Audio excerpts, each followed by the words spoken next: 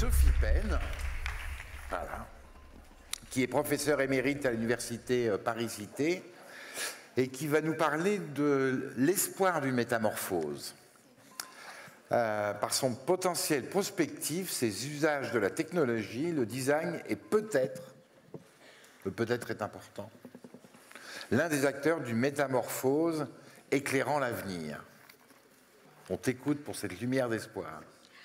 Alors, c'est Jacqueline Favre, que je remercie, qui a eu l'idée de ce titre avec l'espoir. Et c'est vrai qu'on vient de voir un ensemble d'emplois du design dans des situations de redirection de territoire, de redirection d'activité, et qui pourraient bien coller avec l'espoir. L'espoir, vous devez être beaucoup à le savoir, évoque le mythe de Pandore. Hein, je ne sais pas si Jacqueline avait ça en tête en donnant ce titre. Pandore est envoyée par Zeus qui veut se venger du fait que Prométhée a volé le feu aux dieux et l'a donné aux hommes. Et Pandore a une jarre avec elle quand elle rejoint son mari Épiméthée, qui est le frère de Prométhée, et on lui a dit surtout de ne pas ouvrir la boîte, la jarre. Et elle l'ouvre, et tous les malheurs s'échappent de la boîte, tous les malheurs humains, la vieillesse, la maladie, la mort, la pauvreté, la guerre, etc. Et elle referme juste à temps pour enfermer l'espoir. Alors, pour jouer avec le titre de Jacqueline, on pourrait se demander si effectivement le design qui est en ce moment emblématique de recherche de façon de faire autrement, de faire ailleurs, de faire avec d'autres, et d'intervenir sur la question des milieux de vie et de la réparation des milieux de vie.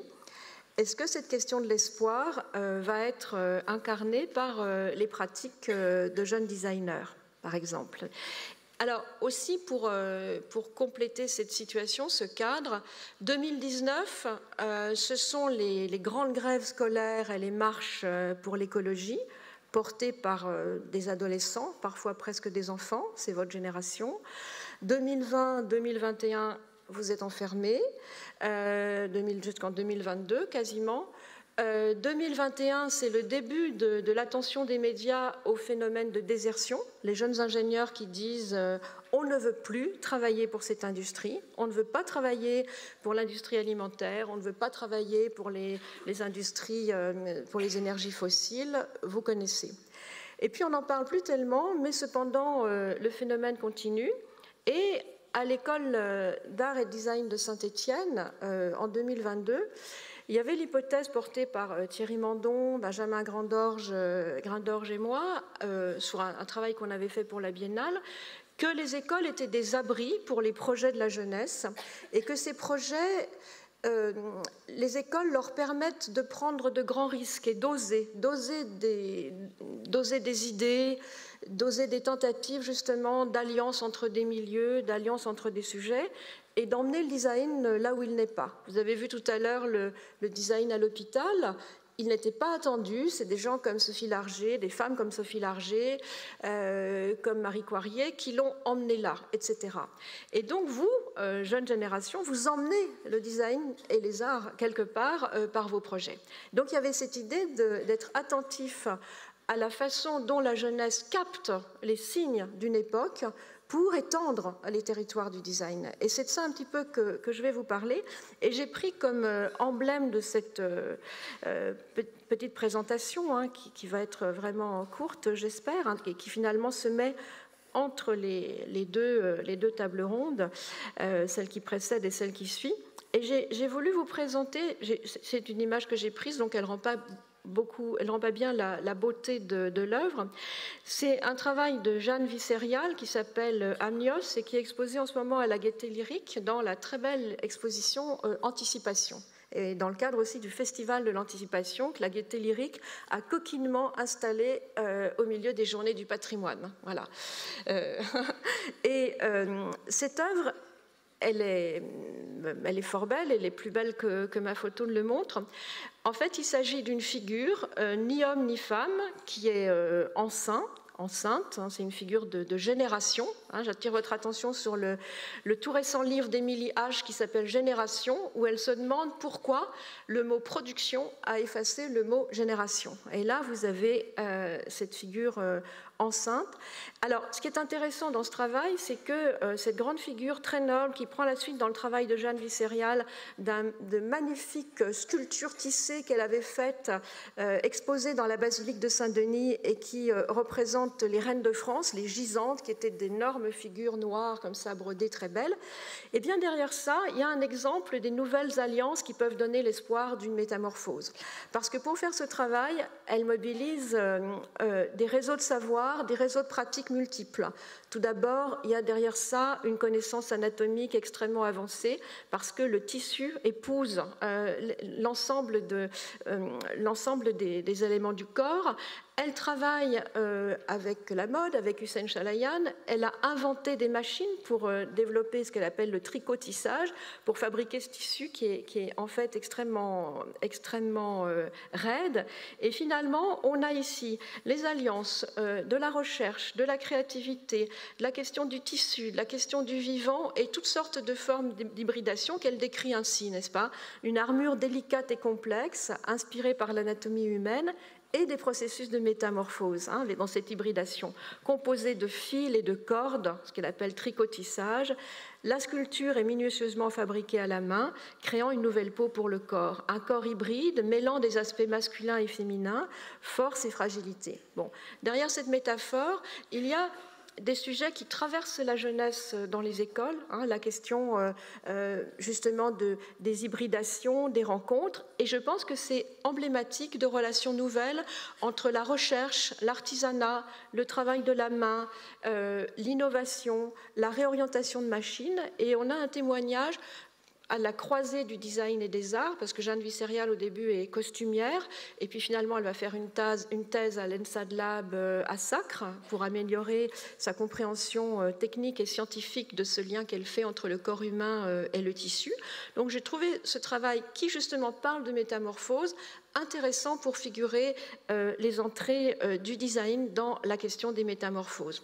Alors, deux mots sur le titre qui avait attiré l'attention de Jacqueline.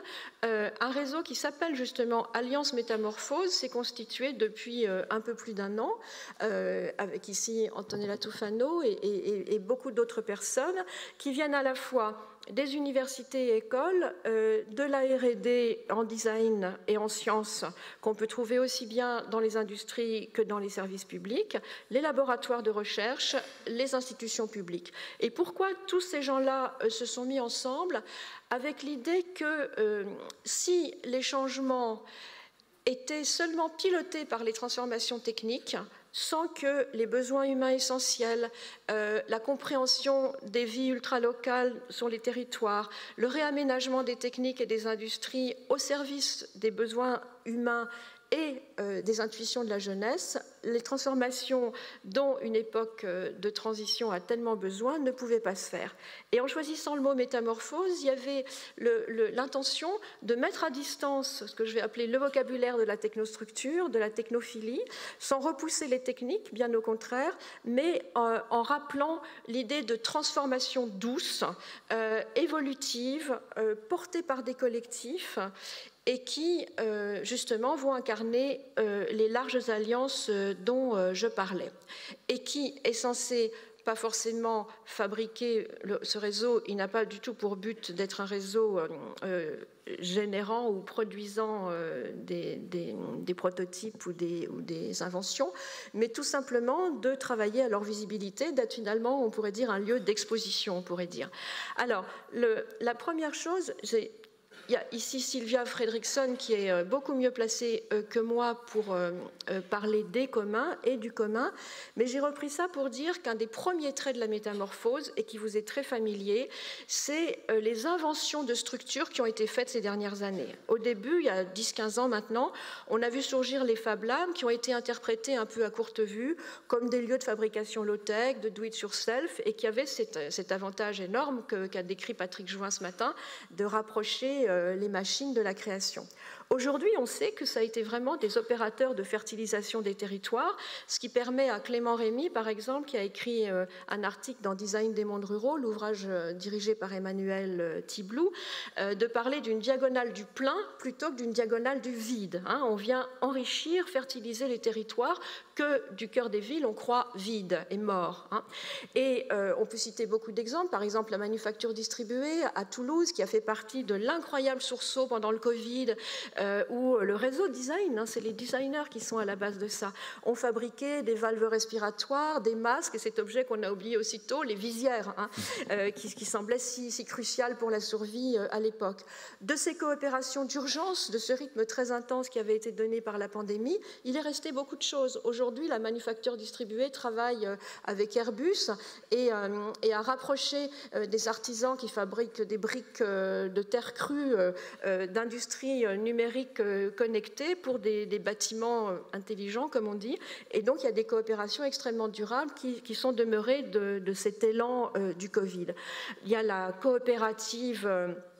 la sécurité sociale alimentaire, par exemple, qui est portée dans de nombreux lieux en France. Qu'est-ce que ce serait? Cette invention que je trouve vraiment magnifique intellectuellement, l'idée d'une sécurité sociale qui ne toucherait pas seulement la santé telle qu'on en a l'image maintenant complètement arrêtée, mais plus fortement encore la bonne nourriture. Donc on voit le design, on parlait de la santé, qui arrive aussi sur les questions d'alimentation, d'agriculture, d'éducation, d'apprentissage, et qui prend en main, en partie grâce à la jeunesse, en tout cas grâce à ce qui se débat dans les écoles, la question des besoins absolument essentiels et qui se retourne vers les industries avec une attitude d'exigence, comment les industries peuvent être réorientées, redirigées pour répondre aux besoins de comment on partagera l'eau, comment on aura... et qu'est-ce que c'est que l'eau aujourd'hui? Vous avez entendu ce matin Patrick Join dire « mon sang contient du plastique ». Donc, quels êtres sommes-nous, chargés que nous sommes de perturbateurs endocriniens,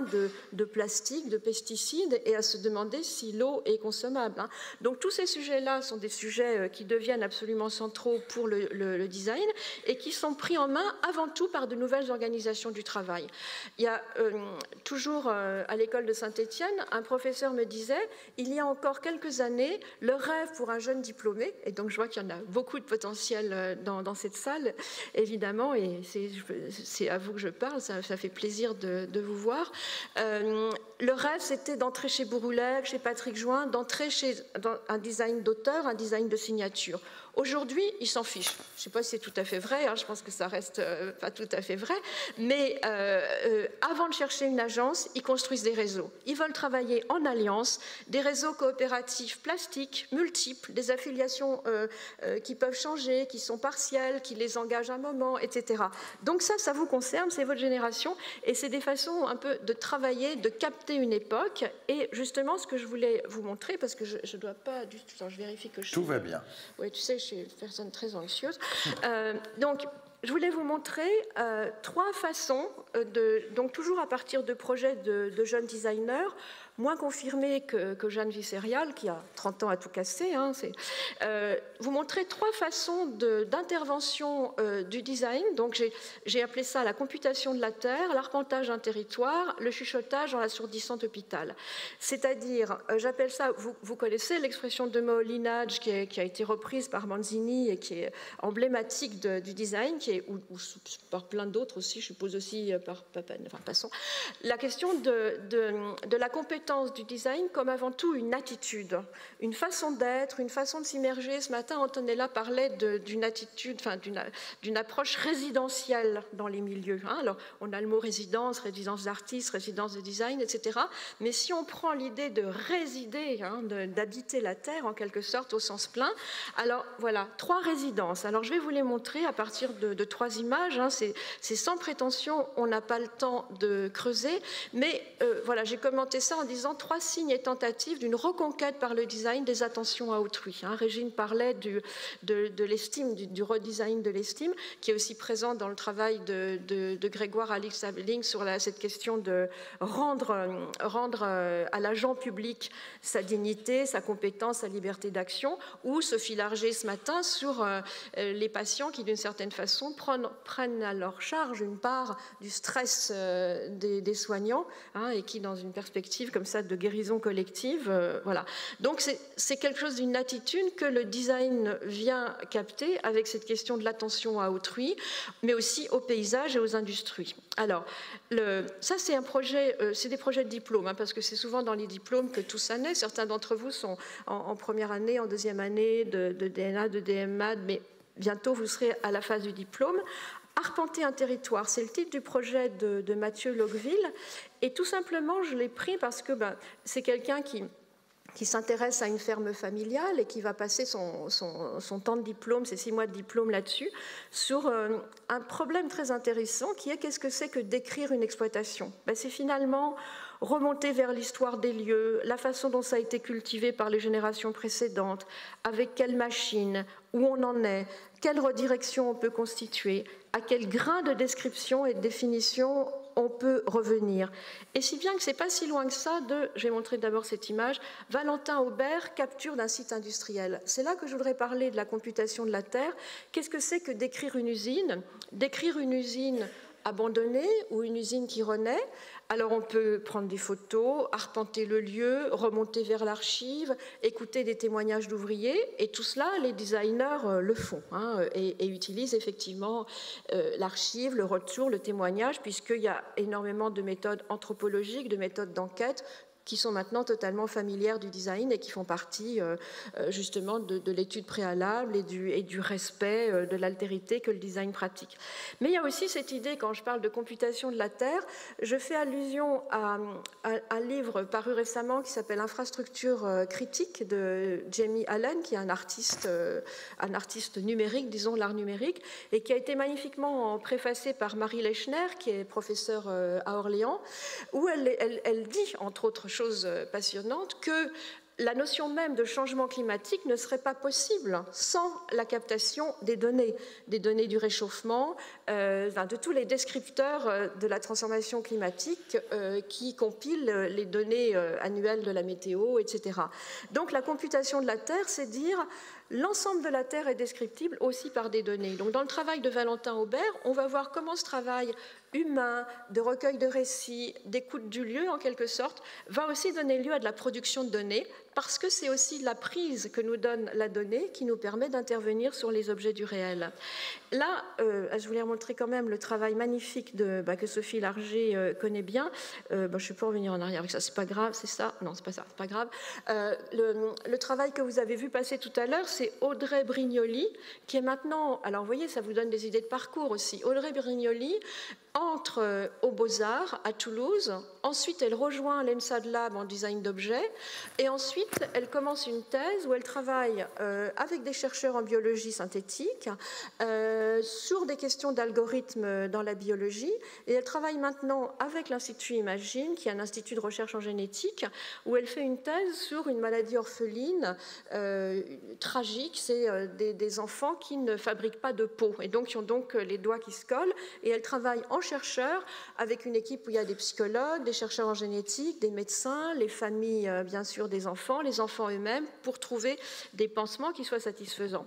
Et elle a fait avec son réseau un magnifique travail sur le chuchotement, comme un moyen de décrire la souffrance à l'hôpital, de reprendre ce travail qui est habituel maintenant, l'écoute des patients qui s'estiment par exemple victimes de violences médicales, mais que son réseau, que le collectif dans lequel elle est, va restituer sous la forme de chuchotement, une façon très douce de redonner une forme de vibration moins tonitruante, où dans les souffrances aiguës de la maladie, on peut retrouver quelque chose qui va finalement être le propre de la façon dont le design, une façon dont le design cherche à restituer des émotions et à les rendre aux acteurs qui les ont produites. Donc je crois que ces 3 sujets-là, c'était pour vous montrer des façons du design d'aujourd'hui, de ce design jeune dont j'ai parlé, pris dans la crise climatique, pris dans la dégradation des milieux de vie, pris dans le fait que cette génération est récipiendaire du monde tel qu'il est et accepte la charge, à condition bien sûr qu'on le laisse agir. Et là, on a vu 3 façons d'agir, 4 façons, qui sont des façons finalement locales, hein, qui rapprochent l'artisanat, l'art, les sciences, etc. Et qui sont 3 façons d'une hyper-description des territoires, d'une hyper-description de résidence, on pourrait dire, évidemment la campagne, l'hôpital, l'usine abandonnée, hein, par exemple, qui vont faire revenir le bruissement des héritages, des voies déjà là, et qui en même temps vont chercher de nouveaux usages aujourd'hui. Alors, est-ce que ça se fait loin des industries ? Dans les écoles, vous connaissez les débats. Ceux qui veulent bien coopérer avec l'industrie, qui pensent qu'on ne pourra pas opérer les grandes transformations qu'on attend sans les machines, à condition, bien sûr, de redessiner les machines, de redessiner leur finalité, et on en a vu des exemples aujourd'hui. Et puis ceux qui, au contraire, vont penser la campagne comme l'alternative à l'industrie, même si on sait bien que l'industrie est là dans la campagne aussi, bien sûr, au travers des machines, mais au travers aussi du flux, bien sûr, que suivent les récoltes et leur transformation. Alors, la question avec laquelle je voudrais finir, c'est cette question justement du retour vers l'industrie et autour de ces ambiguïtés et disputes dans les écoles. Et donc voilà, je relève comme ça 4 attitudes, c'est très schématique, hein. Se déporter vers un supposé hors industrie, étendre c'est peut-être la voie qui est la plus intéressante, étendre la dénomination du mot industrie à toutes les œuvres humaines qui préserveraient les milieux de vie, hein. L'industrie telle qu'on l'a connue au XXe siècle n'en étant qu'une forme et qu'il est important de se réapproprier et de remettre dans sa vocation qui serait, disons, le service du vivant, hein. Et donc, justement, aussi, les sujets qui, en tout cas sur le réseau dans lequel on est animatrice avec d'autres, Antonella Tufano et moi, cette idée que dans ce que j'appelle nouvelle alliance du design, c'est la façon dont le design s'est extraterritorialisé. Évidemment, les designers vont dire, mais non, le design a toujours été un design nomade d'exploration et d'expérimentation, mais à cette réserve, évidemment, que l'effondrement écologique, le risque climatique et les inconforts qui commencent à arriver vont effectivement changer le rythme du design, évidemment, et changer le rythme du design pour vous qui arrivez là, puisque vous allez faire face, effectivement, à des situations d'urgence et qu'on va être dans des formes de design d'urgence, redesignant les capacités de vie. Alors, ces coopérations de laboratoire, je pensais aussi à une expérimentation. Alors, j'ai pris des exemples qui sont de l'ENSI, qui sont de l'ENSAD Lab, à nouveau un exemple de Saint-Étienne. Local Tools, qui a une tentative de rapprocher des artisans, des designers et des industries pour travailler sur la conception même des machines et ce que les machines peuvent produire. Et l'idée que c'est local, parce que le design ne peut pas tout, mais on travaille sur pas des micros, parce que ce que montrait Régine, c'est quand même des échelles déjà assez grandes, où il y a de l'international, où il y a un ensemble d'acteurs assez large, mais où en tout cas, ce que j'appelais la fertilisation, ça revient au territoire. Ce qui suppose bien sûr la définition par les collectifs de règles éthiques et esthétiques qui reconsidèrent la production. Alors je voulais le faire et puis je suis passée bien trop vite, peut-être parce que j'avais l'impression de parler à la place de Sylvia Fredriksson, mais tout ça pose très profondément la question des communs, hein, c'est-à-dire que tout ce design-là, ce design jeune, hein, excusez-moi, c'est un peu bête de le lire comme ça, ce design pour vous, votre design, s'est saisi de la notion de commun, définie par Elinor Ostrom comme surtout autour de la question des ressources naturelles, de l'eau, de l'air, de la terre, de ce qui est à tous et qui a été approprié par certains par un régime dit d'enclosure, hein, la captation d'une propriété commune pour des intérêts privés. Et Elinor Ostrom a montré que les territoires les ressources qui vont être constituées en commun sont finalement mieux administrées que quand elles sont privées, alors qu'on disait le contraire, à condition que les collectifs disent comment ils vont administrer, enrichir, préserver, protéger avec une propriété collective. Avec le numérique, cette notion de commun, elle s'est étendue aux données numériques, au savoir aussi, à des objets de plus en plus immatériels et même à ce que produit un collectif. Si bien que cette question du design des communs, c'est-à-dire le design aidant les communs à se constituer et constituant des communs utilisables pour les communautés actives qu'on évoque et où le design est tellement présent, mais aussi qui, dans un certain renversement, pourrait faire que le design lui-même est un commun, c'est-à-dire emblématique des manières de transformer les façons de faire. Voilà. Et dans ce cas-là, j'évoque, vous avez peut-être entendu parler du livre de Jean-Baptiste Fressoz, qui est un historien du climat, Sans transition, où lui défend une thèse controversée, mais le livre est absolument passionnant, qui est de dire qu'il n'y a pas d'alternative et que la notion même de transition est un pur mensonge qui dure depuis longtemps, car toutes les consommations extractivistes de ressources fossiles ont toujours été additionnelles. C'est-à-dire, quand il y a eu la vapeur, on a utilisé plus d'eau, quand il y a eu l'industrie n'a jamais renoncé à une source d'énergie, elle les a toujours cumulées. Donc la position de Jean-Baptiste Fressoz, et qui intéressera votre génération, c'est que il n'y a pas d'alternative, il n'y a pas de transition douce, et forcément, pour réinstaller des milieux de vie et protéger ce qui en reste, il faut forcément penser une sortie du capitalisme, et la pensée des communs se constitue comme une alternative à la question de la démocratie participative et de ses limites d'un côté, et puis d'un gouvernement capitaliste de l'autre. Et Rudy Bord posait le sujet de la démocratie comme transversale à tout ce qui se discute aussi. Je crois que dans ce qui se travaille dans ce design d'alliance et ce design de transformation, c'est effectivement le fait que ce design emblématique des transformations devient possiblement un ferment démocratique, à condition que la conscience politique de ce jeune design soit affirmée et se renforce. La question du politique a traversé toutes les interventions depuis ce matin et elle va sans doute sortir. Elle n'a pas été abordée. Voilà, c'est ça, mais elle est là. Voilà. Mais elle est là, posée. Merci Sophie. Merci beaucoup. Nous reviendrons sûrement en fin de journée sur cette notion du politique et comment on doit ou on peut l'interpréter.